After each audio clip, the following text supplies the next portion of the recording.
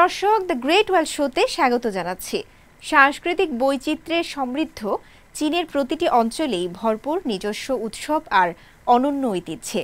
তাই তো চীনকে বলা হয় উৎসবের দেশ। হালের ফ্যাশন জগৎ থেকে শুরু করে চলচ্চিত্র, শিল্প, সংস্কৃতি, নানামাত্রিক আয়োজন, চীনের নয়নাভিরাম প্রাকৃতিক সৌন্দর্য ও বৈচিত্র্যময় জীবনধারার গল্প সব কিছুই থাকছে আমাদের এই অনুষ্ঠানে। বরাবরের মতো আপনাদের সাথে আছি আমি রাউজে জাবিদ ঐশী।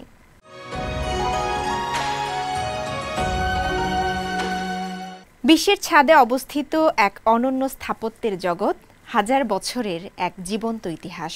বলছিলাম ঐতিহ্যে সমৃদ্ধ পোতালা প্রাসাদের কথা। চীনের সিচাংয়ের রাজধানী লাসায় অবস্থিত এই প্রাসাদ শুধু একটি ভবন নয়, এটি তিব্বতীদের আধ্যাত্মিক ও সাংস্কৃতিক উত্তরাধিকার। নাজমুল হক রাইয়ানকে সঙ্গে নিয়ে আমার করা একটি রিপোর্ট। পৃথিবীর ছাদে দাঁড়িয়ে আছে এক ইতিহাসের সাক্ষী পোতালা প্রাসাদ। দক্ষিণ পশ্চিম চীনের সিচাং স্বায়ত্তশাসিত অঞ্চলের ঐতিহাসিক, সাংস্কৃতিক ও শিল্পকলার অনন্য নিদর্শন এই পোতালা প্রাসাদ। রাজধানী লাসার লাল পাহাড়ে অবস্থিত এই অপূর্ব স্থাপনাটি শুধু প্রাসাদ নয়, বরং ধর্ম, সংস্কৃতি ও স্থাপত্যের মিলনস্থল। পোতালা শব্দটি সংস্কৃত থেকে এসেছে, যার অর্থ দ্বিতীয় পুতুয় পর্বত।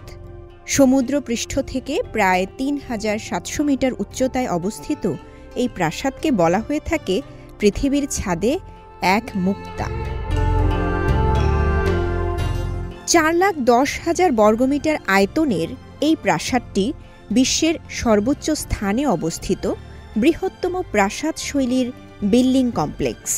খ্রিস্টীয় ৭ম শতাব্দীতে চীনের থাং রাজবংশের রাজকুমারী ওয়েন ছংয়ের সঙ্গে বিয়ের আগে তৎকালীন তিব্বতের রাজা সুংচান কানবো নির্মাণ করেন লাল পাহাড় ভবন। পরবর্তীতে ১৬৪৫ সালে পঞ্চম দালাই লামা নগাওয়াং লোপসাং গিয়াৎসো লাল পাহাড় ভবনের ভিত্তিতে নতুন করে গড়েন আজকের পোতালা প্রাসাদ। প্রাসাদটি প্রধানত দুটি ভাগে বিভক্ত, লাল প্রাসাদ ও সাদা প্রাসাদ।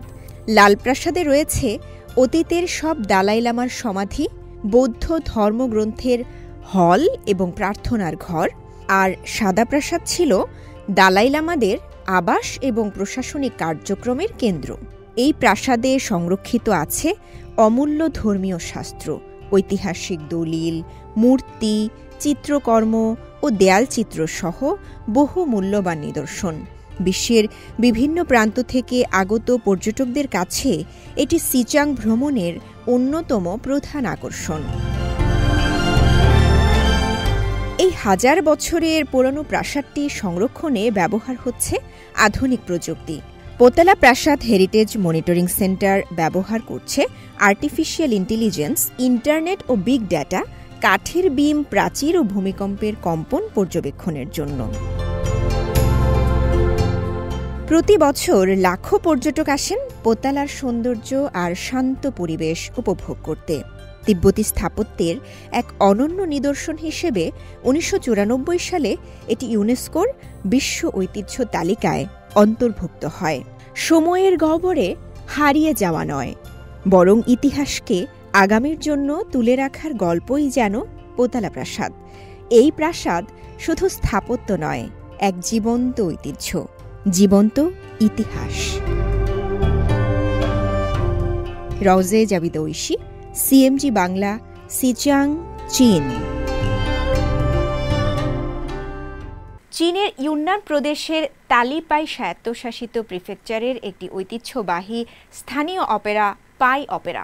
এই অপেরা আর্ট ট্রুপের নতুন প্রযোজনা ছাংয়ের ইউন কুইছু। এটি গ্রামীণ পুনরুজ্জীবনের গল্প নিয়ে নির্মিত হয়েছে। এই অপেরা সম্পর্কে বিস্তারিত জানাচ্ছেন আমাদের বেইজিংয়ের সহকর্মী জিনিয়া। 白驹火落大理白স্বায়ত্তশাসিত প্রিফেকচারের একটি স্থানীয় অপেরা। এটি পাই লোকসঙ্গীত, নৃত্য এবং ইউনান অপেরার উপাদানগুলিকে একীভূত করে এবং এটি একটি অবশ্যই সাংস্কৃতিক ঐতিহ্য। ইউনান প্রদেশের তালি পাই স্বায়ত্তশাসিত প্রিফেকচারের একটি ঐতিহ্যবাহী স্থানীয় অপেরা বাই অপেরা 2008 সালে চীনের জাতীয় অবশ্যই সাংস্কৃতিক ঐতিহ্যের প্রতিনিধি তালিকার দ্বিতীয় পেজে অন্তর্ভুক্ত হয়েছিল এটি। তালি বাই অপেরা আর্ট ট্রুপ তাদের নতুন নাটক ছাং আর ইউনগুই ছু এর স্ক্রিপ্ট লেখা শুরু করে 2022 সালে। ছাং বলতে ছাংশান পর্বতকে বোঝায় এবং দিয়ে হাই হ্রদকে বোঝায়। নানা ধাপের আলোচনা, গভীর গবেষণা এবং সৃজনশীল তৈরির সূক্ষ্ম সংশোধনের পর নাটকটি 2025 সালের জুন মাসে তালিতে প্রিমিয়ার হয়। স্থানীয় সম্প্রদায়ের ব্যাপক প্রশংসা করায় নাটকটি। সবাই এদিকে সাদরে গ্রহণও করে। প্রতিটি পরিবেশনার সময় থিয়েটার হলে ছিল না কোনো খালি আসন।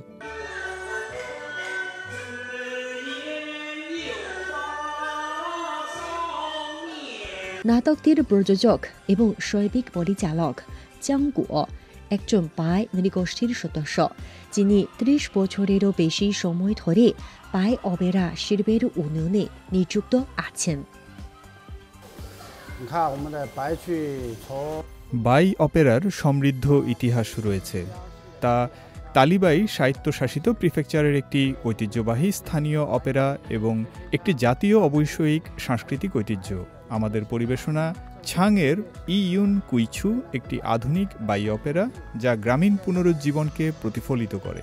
তংচিয়াথাইয়ের তালিবাই গ্রামে স্থাপিত এটি স্থানীয় আধ্যাত্মিক শিকড় অনুসন্ধানের 1 দশকেরও বেশি সময় ধরে বিস্তৃত একটি যাত্রা চিত্রিত করে। আমরা আশা করি এই পরিবেশনার মাধ্যমে তরুণরা তালি প্রিফেকচারের উন্নয়ন এবং পরিবর্তনগুলো প্রত্যক্ষ করবে এবং এর উন্নয়নে অবদান রাখার জন্য সেখানে ফিরে আসবে। বাই অপেরাতে cello এবং বেসের মতো পশ্চিমা বাদ্যযন্ত্রও রয়েছে।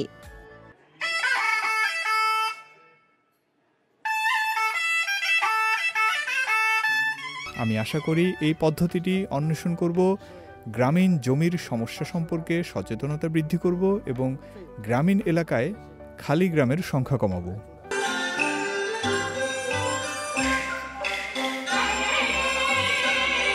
আমি 25 বছর ধরে বাই অপেরা পরিবেশন করছি।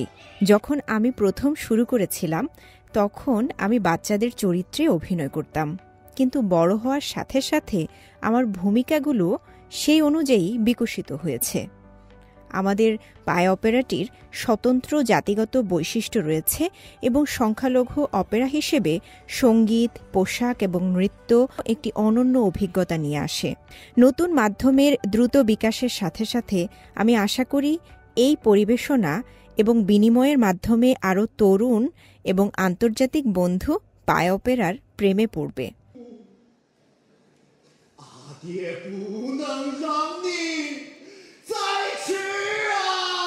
আমি 25 বছর ধরে বাই অপেরা পরিবেশন করছি। স্নাতক পাশের পর আমি তালি প্রিফেকচারের বাই অপেরা ট্রুপে যোগদান করি। এটি আমার পছন্দের একটি পেশা। আমি বাই অপেরার অভিনেতা হতে পেরে খুবই খুশি এবং ভাগ্যবান। আমাদের পরিবেশনা তালি প্রিফেকচারের অনেক বৈশিষ্ট্যকে অন্তর্ভুক্ত করেছে এবং আমাদের নাটকগুলো মূলত স্থানীয় উপভাষার উপর ভিত্তি করে তৈরি। এত বছর ধরে পরিবেশনার পর আমি তরুণ প্রজন্মের সাথে আমার অভিজ্ঞতা ভাগাভাগি করে নিতে আগ্রহী, যাতে বাই অপেরাকে আন্তর্জাতিক পর্যায়ে নিয়ে যেতে পারি। এই নাটকটিতে বাই জাতিগত গান ও নৃত্য, অবৈষয়িক সাংস্কৃতিক ঐতিহ্যের কৌশল, ড্রোন ও AR প্রযুক্তির মিশ্রণ রয়েছে, যা একটি শক্তিশালী মঞ্চ পরিবেশনা তৈরি করে। এই নাটকটি স্থানীয় বাই অপেরাকে আধুনিক উপাদানের সাথে একত্রিত করে একটি আকর্ষণীয় এবং মনোমুগ্ধকর মঞ্চ পরিবেশনা তৈরি করে। ঐতিহ্যবাহী উপাদান এবং আধুনিক পরিবেশনা কৌশলের জৈব মিশ্রণ সত্যি একটি অভিনব অভিজ্ঞতা তৈরি করে। এই নতুন আধুনিক উপাদানগুলিকে আরও অন্তর্ভুক্ত করলে আরও বেশি নতুন থিয়েটারের প্রতি আকৃষ্ট হতে পারে। উল্লেখ্য যে নাটকটি golden peacock Chinese national drama 2025 সালের অসাধারণ রচনা নির্বাচনের অপেরা বিভাগে চমৎকার স্ক্রিপ্টের সম্মান জিতেছে। আমি জিনিয়া, সেমজি, বেজিং থেকে। চীনের ম্যাকাও বিশেষ প্রশাসনিক অঞ্চলে জমকালো আয়োজনে পর্দা উঠল গ্রেটার বে এরিয়া ফিল্ম কনসার্টের 4র্থ আসরের। এবারের থিম চাঁদের সৌন্দর্য আর মানবিক বন্ধন। এই কনসার্ট শুধু সঙ্গীত নয়, তরুণ প্রজন্মের আনন্দ ও সংস্কৃতির মেলবন্ধন।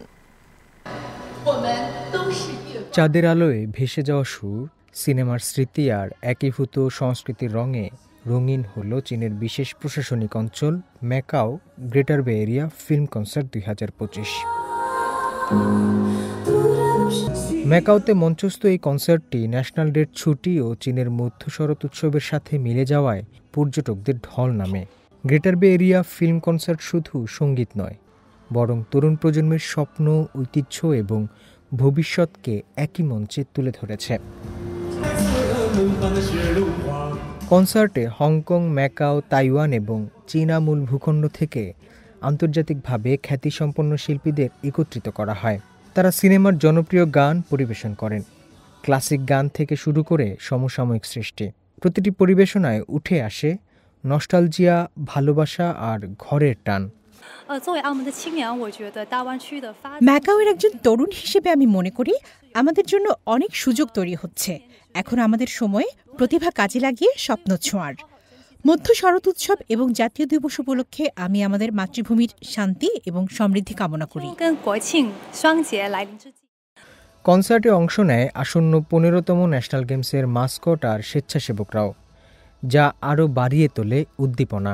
চলচ্চিত্রের গান, তরুণদের কণ্ঠ আর সংস্কৃতির মেলবন্ধন সব মিলিয়ে গ্রেটার বে এরিয়া ফিল্ম কনসার্ট 2025 শুধু সঙ্গীত নয়, হয়ে উঠেছে ঐক্য আর ভবিষ্যতের প্রতীক। হোসনে মোবারক সৌরভ, সিএমজি বাংলা।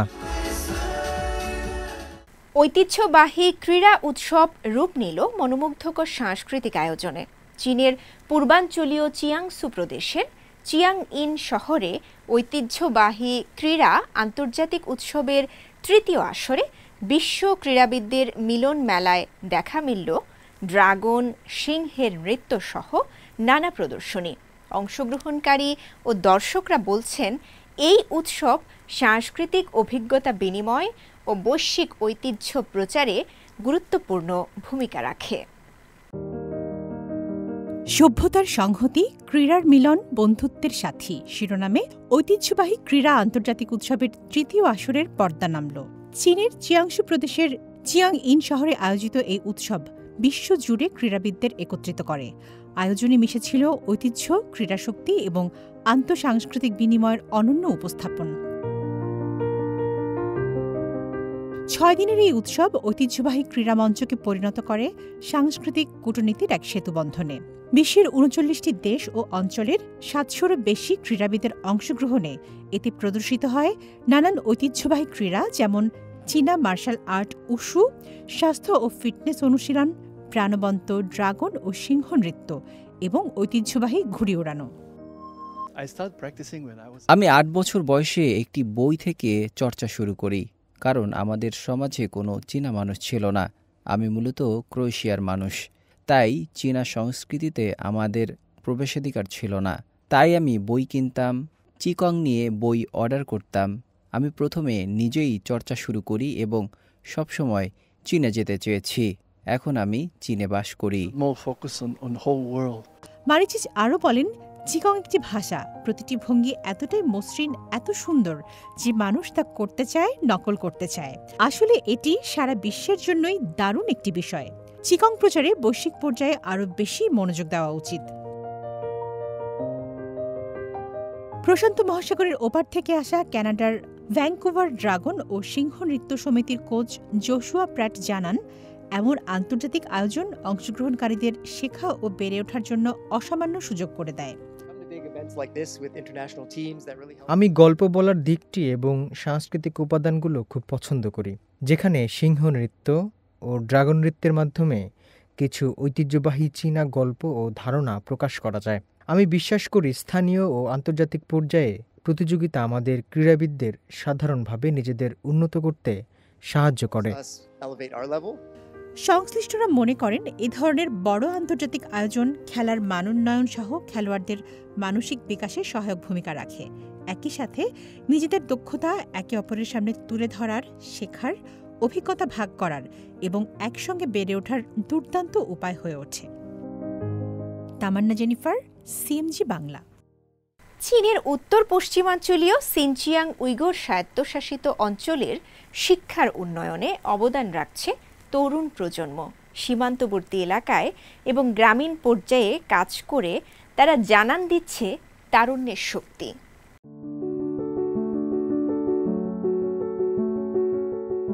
শিক্ষার মানোন্নয়নের মাধ্যমে নতুন দিগন্তে এগুচ্ছে চীনের উত্তর পশ্চিমাঞ্চল সিনচিয়াং উইগুর স্বায়ত্তশাসিত অঞ্চল। তরুণদের জন্য খুলে যাচ্ছে সম্ভাবনার নতুন দুয়ার। শান্তং বিশ্ববিদ্যালয়ের স্নাতকোত্তর শিক্ষার্থী সু শাওলেই দেশের গো ওয়েস্ট কর্মসূচির স্বেচ্ছাসেবক হিসেবে কাজ করছেন সিনচিয়াংয়ের ইলির ইয়োনিং কাউন্টির তৃতীয় মাধ্যমিক বিদ্যালয়ে। রসায়ন শিক্ষক হিসেবে দায়িত্ব পালন করা সু শিক্ষার্থীদের সঙ্গে যোগাযোগ বাড়াতে নানাভাবে চেষ্টা করছেন। শিক্ষার্থীদের শিক্ষা দেওয়া অনেকটা গাছ বড় করার মতো, একটু সহায়তা করলে সেটি সোজা হয়ে বেড়ে উঠতে পারে, এমনটি বলছিলেন সু। ক্লাসরুমের বাইরেও তিনি নিয়মিত বিজ্ঞানভিত্তিক কার্যক্রম আয়োজন করেন এবং শিক্ষার্থীদের ভিডিও তৈরি করতে উৎসাহ দেন। এতে শিক্ষার্থীদের জীবন হয়ে উঠছে আরও বর্ণিল ও আত্মবিশ্বাসী। তিনি আমাদের দৃষ্টিভঙ্গি প্রসারিত করেছেন, আত্মবিশ্বাসী করেছেন। বড় হয়ে আমিও তার মতো একজন শিক্ষক হতে চাই। কুয়াংতুং থেকে আসা ইয়াং সিয়াও হুয়া বর্তমানে কাশগড় শহরের হসিয়ে সাব ডিস্ট্রিক্ট অফিসে কাজ করছেন। তিনি চান কুয়াংতুং ও সিনচিয়াংয়ের মধ্যে যোগাযোগের সেতু হতে। 2012 সাল থেকে কেন্দ্রীয় সরকার সিনচিয়াংয়ে স্থানান্তর করেছে 5 ট্রিলিয়নেরও বেশি ইউয়ান। এর সিংহভাগ ব্যয় হয়েছে শিক্ষা, স্বাস্থ্য, আবাসন ও মানুষের জীবনমান উন্নয়নে। কিরগিজস্তান সীমান্ত থেকে মাত্র 47 মাইল দূরে সেইদ প্রাইমারি স্কুলে একসময় ছিল ভাঙাচোরা খেলার মাঠ আর দুর্বল ফলাফল। আমাদের শিক্ষার্থীদের ফলাফল এখন দ্রুত উন্নত হচ্ছে। শহরের স্কুলগুলোর মধ্যে আমাদের অবস্থানও অনেক ভালো হয়েছে। শুধু প্রাথমিক নয়, পেশাগত শিক্ষাতেও এসেছে নতুন দিগন্ত। আতুশ শহরের কিজিলসো ভোকেশনাল টেকনিক্যাল কলেজে চালু হয়েছে নতুন এনার্জি ভেহিকলস, ড্রোন অ্যাপ্লিকেশনের মতো আধুনিক বিষয়।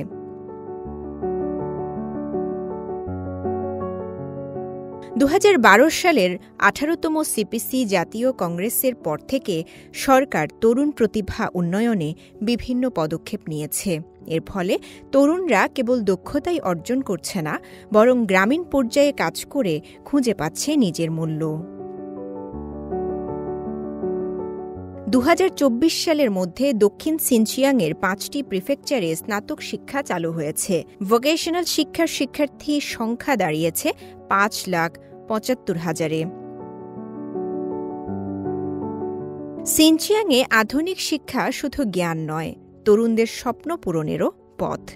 শিক্ষার এই অগ্রযাত্রা সিনচিয়াংয়ের তরুণদের ভবিষ্যৎকে করে তুলছে আরও উজ্জ্বল।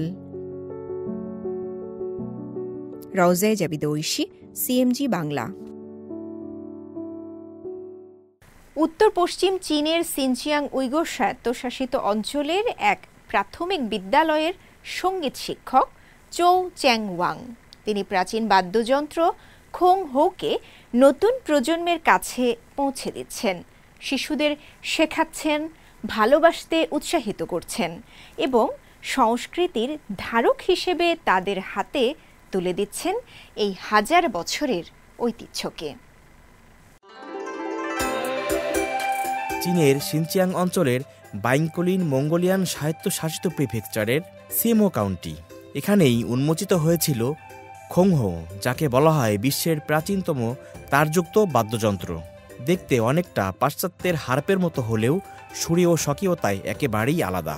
সিএমও কাউন্টি নং 2 প্রাইমারি স্কুলের সঙ্গীত শিক্ষক চৌ চেং ওয়াং প্রথম এই বাদ্যযন্ত্রের সঙ্গে পরিচিত হন শিক্ষকতা জীবনের শুরুতেই।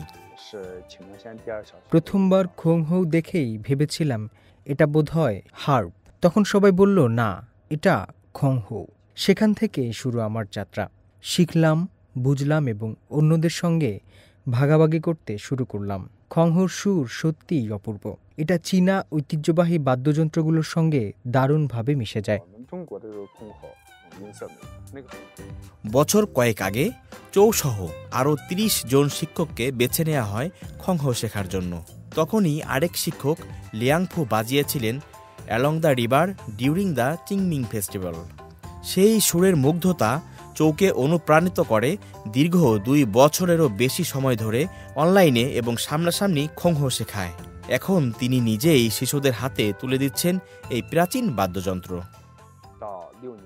প্রথম থেকে ষষ্ঠ শ্রেণী পর্যন্ত প্রতি ক্লাস থেকে ২-৩ জন বাছাই করি। অবসর সময়ে তারা এসে বাজায়, আমি শোনাই, ভুলগুলো শুধরে দেই। অবাক লাগে কিছু শিশু আমার থেকেও বেশি সময় অনুশীলন করে, ঘন্টার পর ঘন্টা কেবল ভালোবাসার টানে বাজিয়ে যায়।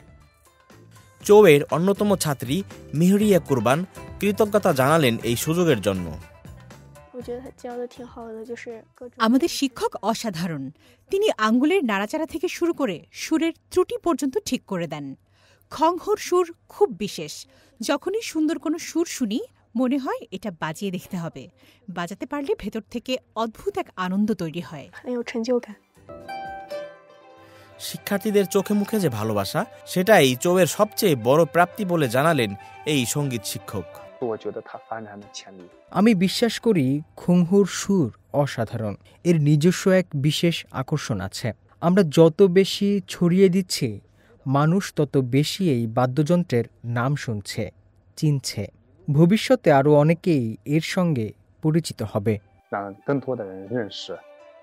চীনের প্রাচীনতম এই তারযুক্ত বাদ্যযন্ত্র নতুন প্রজন্মের হাতে বেজে উঠছে। আর এই ঐতিহ্যের সেতুবন্ধনে কাজ করছেন এক সাধারণ শিক্ষক চৌ চেং ওয়াং। তার বিশ্বাস, খংহোর সুর ও সৌন্দর্য সীমানা পেরিয়ে ছড়িয়ে পড়বে সারা বিশ্বে। আল আমিন আজাদ, সিএমজি বাংলা। প্রিয় দর্শক, দ্য গ্রেট ওয়াল শো আজ এ পর্যন্তই। আমাদের অনুষ্ঠানটি টেলিভিশনের পাশাপাশি সোশ্যাল মিডিয়ার মাধ্যমে দেখতে www.facebook.com/cmg বাংলা এবং ইউটিউব চ্যানেল সিএমজি বাংলাতে ভিজিট করতে পারেন। পরবর্তী পর্বে নতুন কোনো আয়োজন নিয়ে দেখা হবে আপনাদের সঙ্গে। সে পর্যন্ত সবাই ভালো থাকুন, সুস্থ থাকুন। 再见。